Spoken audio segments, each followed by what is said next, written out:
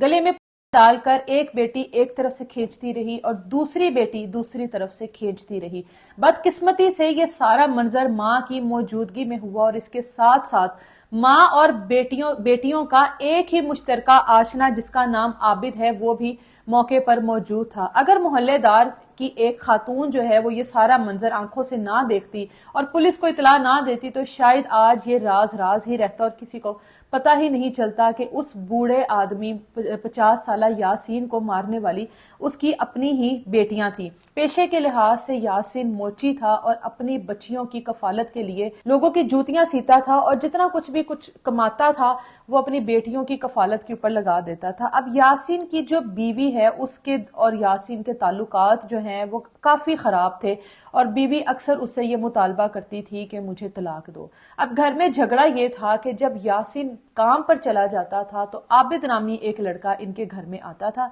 जिसकी वजह से यासीन को मोहल्लेदार इर्द गिर्द के लोग जो हैं वो ताने देते थे कि भाई तुम्हारे घर में उस आदमी का क्या लेना देना, तुम्हारे घर में जवान बेटियां मौजूद हैं, तुम्हारी बीवी मौजूद है, ये आदमी तुम्हारे घर में क्या करने के लिए आता है। जिस पर यासीन जब घर वालों से जाकर सवाल करता था, अपनी बेटियों से सवाल करता था, बीवी से सवाल करता था, तो यासीन को डांट कर झड़प कर चुप करवा दिया जाता था कि तुम हो कौन हम लोगों से पूछने वाले।